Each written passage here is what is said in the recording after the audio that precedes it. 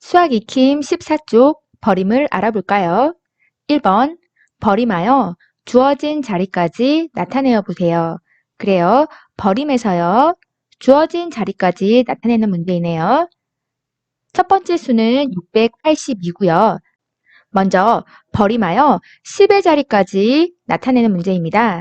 그러면 나타내야 할 자리인 10의 자리에 이렇게 표시를 해주시고요. 10의 자리 그 뒤쪽은 버려주시는 거예요.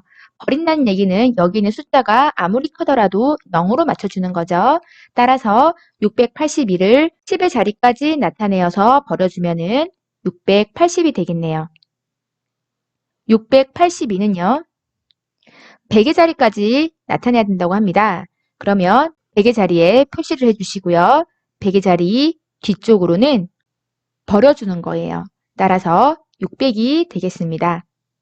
버림은요. 내가 나타내려고 하는 자리 외에는 뒤에 어떤 수가 와도 다 똑같다는 얘기예요. 600이나 680이나 다 어림하면 600이다 라는 의미예요. 735 보겠습니다. 먼저 10의 자리까지 나타내야 되므로 10의 자리에 표시를 해주고요.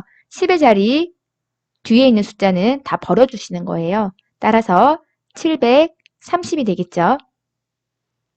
735를 100의 자리까지 나타내면은 그 뒤에 있는 숫자들은 다 무시, 버려주는 거죠. 따라서 700이 되겠습니다. 2번, 소수를 버림해 보세요. 소수를 버림하는 문제네요.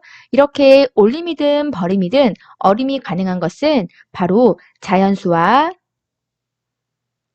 소수에 있어서는 무엇 때문이죠? 그래요. 수를 자리로 표현하기 때문이에요. 그래서 우리가 자릿수로 표현할 수 있는 방법이기 때문에 1의 자리, 10의 자리, 100의 자리 이런 식으로 10개가 되면 자릿수를 옮겨가면서 숫자를 만들어주기 때문이에요. 또한 이렇게 1이 안 되는 수들은 소수점을 기준으로 소수 첫째 자리, 소수 둘째 자리 이런 식으로 우리가 자릿수에 따라서 커지거나 작아지는 수이기 때문에 이 버림이나 올림이 가능한 거예요. 그러면 소수를 한번 보겠습니다.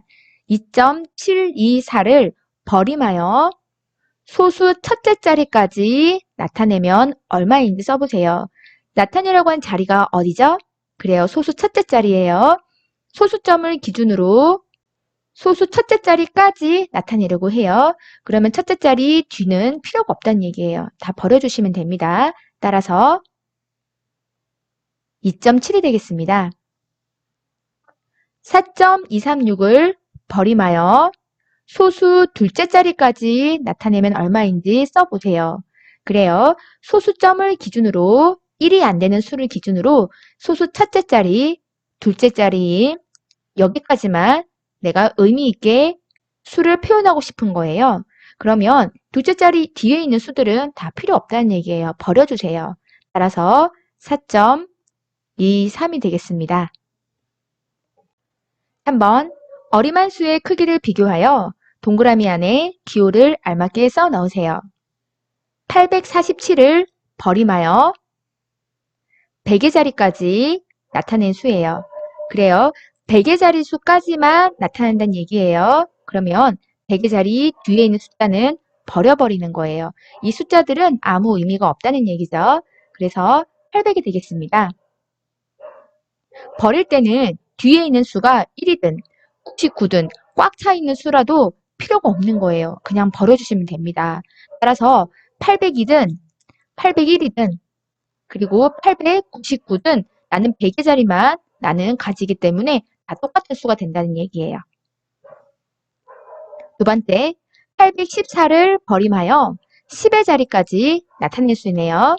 버림에서요, 10의 자리까지 나타내려고 해요. 그러면 10의 자리 이렇게 표시해 주시고요. 10의 자리 뒤에 있는 숫자는 버려주세요. 따라서 10의 자리 뒤에 있는 숫자가 아무리 큰 수라고 하더라도 필요가 없다는 얘기예요. 그럼 나는 이 앞에 10의 자리를 기준으로 한 숫자만 필요로 하므로 810이 되겠네요. 이렇게 버림으로 비교를 하고 보니 100의 자리는 버리는 게 훨씬 더 컸죠. 따라서 847이 훨씬 더 큰 수인데도 불구하고 내가 원하는 자리까지 나타내고 보니 814를 10의 자리까지 나타내고 버린 수가 더 크네요. 2478을 버림하여 100의 자리까지 나타낸 수. 그래요. 100의 자리까지 나타낸다고 했어요. 100의 자리 뒤는 다 필요 없어요. 따라서 앞에 있는 2400만 가지고 뒤에는 다 필요 없는 수가 되는 거예요. 두 번째, 2654를 버림하여 1000의 자리까지 나타낸 수네요. 자, 이번에는 1000의 자리예요. 1, 10, 100, 1000. 1000의 자리에 이렇게 체크를 해주시고요. 뒤는 다 버려주는 거예요.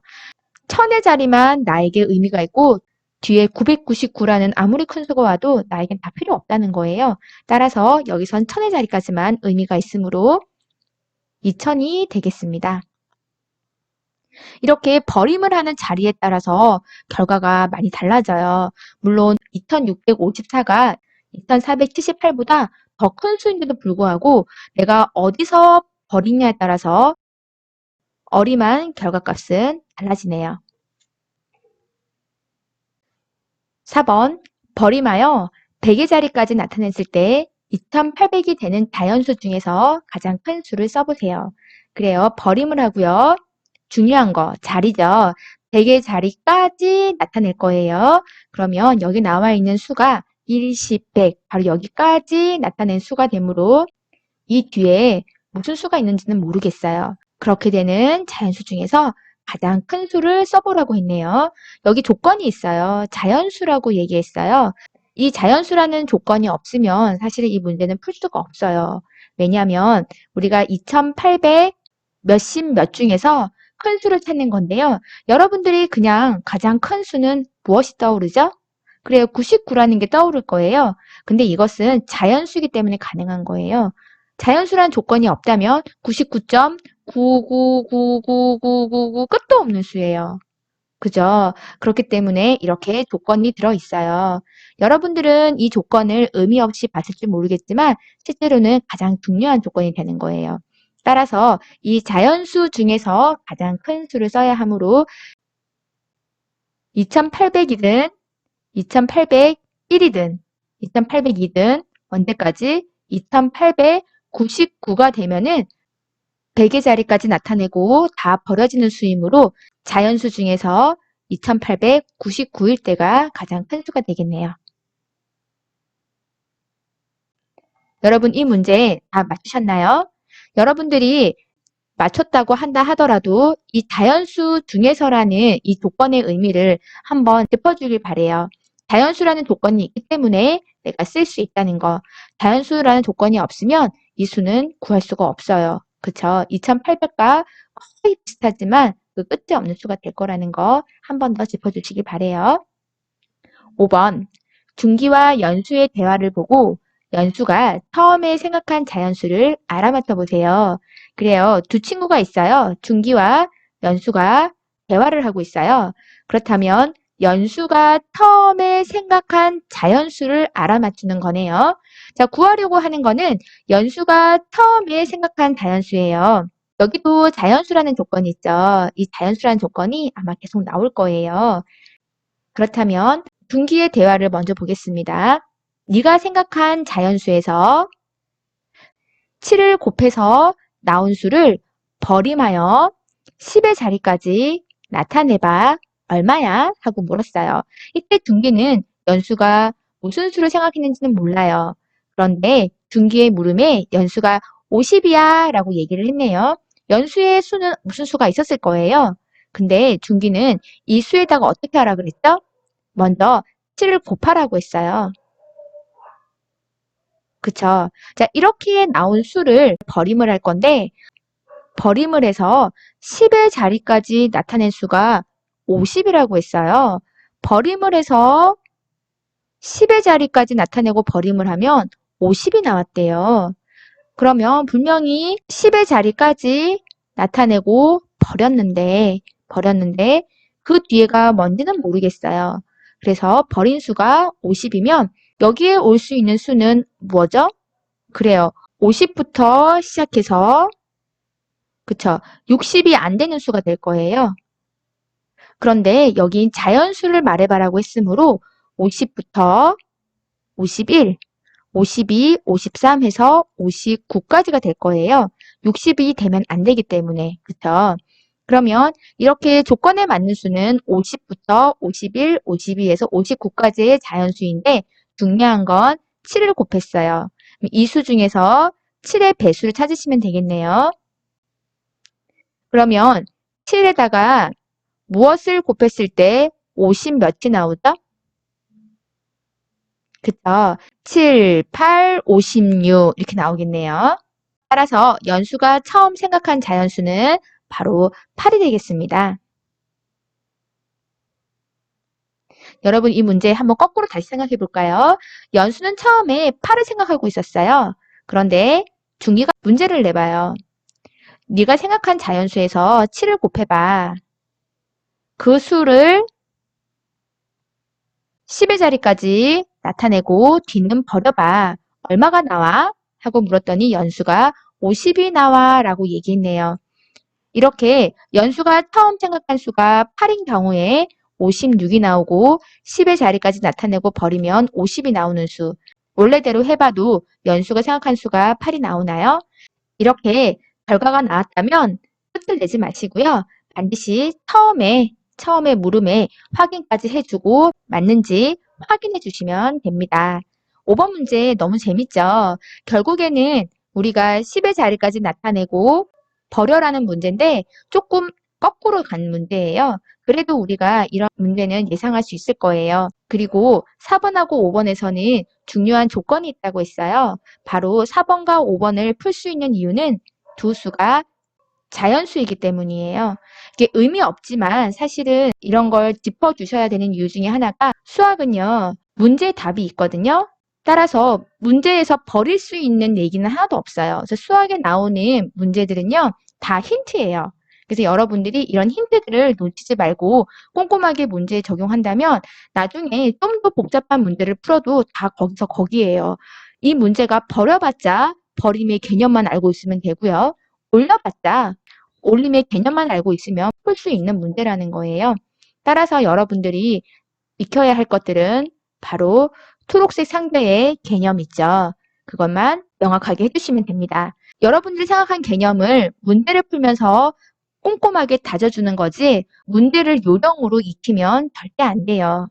6번 생활에서 버림을 해야 하는 상황을 찾아 써보세요. 그래요. 우리 생활 속에서 버림을 해야 하는 상황이 있나요? 그래요. 제일 쉬운 게 우리 동전 바꾸기였죠. 동전을 바꾸러 갔는데 지폐만 바꿔주시는 거예요. 동전은 안 바꿔줘요. 이제 그런 경우에 지폐 1,000원짜리, 지폐 10,000원짜리 이런 경우에 우리가 버림을 쓸 수가 있을 것 같아요. 그리고 또 어떤 경우가 있었죠? 버리는 경우? 그래요. 완제품이에요. 이렇게 한 상자에 딱 들어가야지 우리가 이제 포장으로 팔 수가 있어요. 예쁘게 다 들어가야지만 물건을 파는데 물건이 개수가 모자란다고 이렇게 몇 개 비워놓고 이 물건을 팔 수가 있나요? 이렇게 팔면 안 되죠. 그렇죠? 이렇게 팔 수는 없어요. 그런 경우에는 아쉽지만 나머지들은 따로 우리가 모아놓고 해야 될 것 같아요. 한번 확인해 볼게요. 동전을 지폐로 바꾸는 경우, 그쵸? 그리고 10개 묶음이나 100개 묶음으로 물건을 포장해서 우리가 팔아야 한다거나 이렇게 누군가에 선물을 줄 때 이렇게 비어 있거나 하면 안 되겠죠. 네, 그리고 완제품을 만들어내는 경우가 있겠네요.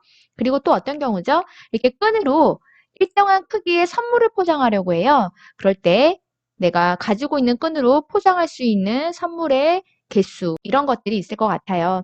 실제로 우리가 생활 속에서 버림을 하는 경우가 되게 많아요. 그런 것들 중에서 특별히 어떤 하나의 개념으로 수학에서 버림이라는 개념을 가지고 얘기를 한 거예요. 그러니 여러분들 머릿속에 다 있어요. 특히 수학은요. 개념만 명확하게 해주시면은요. 나머지는 다 문제의 답이 있어요. 다시 한번 말하지만 수학책에 나오는 초록색 상자 있죠. 개념, 약속하기. 그것만 명확하게 해주시고요. 그것을 여러분들이 문제로 확인해 주시면 됩니다. 오늘까지 버림에 대해서 배웠는데요. 다음 시간에 새로운 개념을 가지고 함께 하겠습니다.